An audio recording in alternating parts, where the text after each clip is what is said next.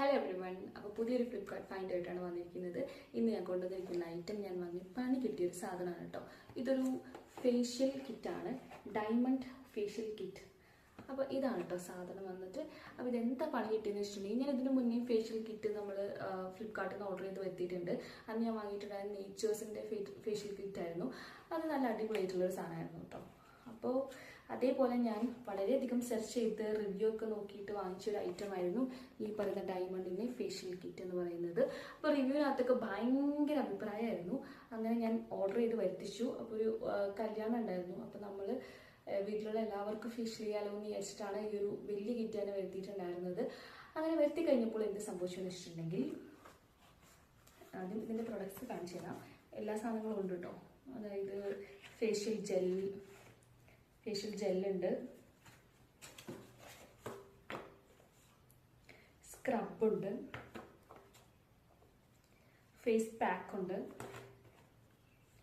Massage cream ഉണ്ട്, cleanser ഉണ്ട്. അപ്പോൾ ഇതെങ്ങനെ യൂസ് ചെയ്യുന്നതൊക്കെ ഇതിൻ്റെ പുറകിൽ ഡീറ്റെയിൽ ആയിട്ട് കൊടുത്തിട്ടുമുണ്ട്.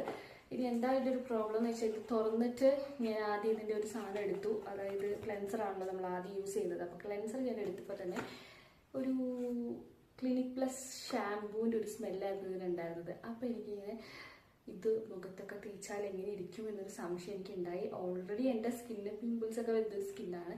അതുകൊണ്ട് തന്നെ ഞാൻ എപ്പോഴും പ്രൊഡക്ട്സ് വാങ്ങി യൂസ് ചെയ്യുന്നതിന് മുന്നേ ഞാൻ അതിൻ്റെ ചെറിയ കുട്ടി കുട്ടി പാക്കേജസ് വാങ്ങിയിട്ട് നോക്കിയിട്ടാണ് ഞാൻ വലിയ സാധനങ്ങൾ വാങ്ങാറുള്ളൂ.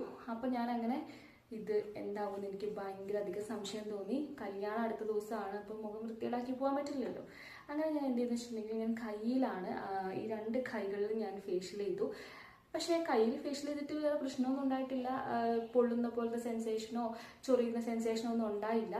ഈവൻ ദോ എന്നാൽ പോലും എനിക്കിത് മുഖത്ത് തേക്കാനുള്ള ധൈര്യം ഇതുവരെ വരാത്തത് കൊണ്ട് തന്നെ ഞാനിതിങ്ങനെ സൂക്ഷിച്ചു വെച്ചിട്ടുണ്ട്. കയ്യിലും കാലിലും ഒക്കെ ഫേഷ്യൽ ചെയ്യാലോ എന്ന് വിചാരിച്ചിട്ട് ഞാനിത് ഇതേപോലെ തന്നെ ഇത് സൂക്ഷിച്ചു വെച്ചിരിക്കുകയാണ്. അപ്പം ഇതാണ് കേട്ടോ ആ ഒരു അടിപൊളിയായിട്ടുള്ള പ്രൊഡക്റ്റ്.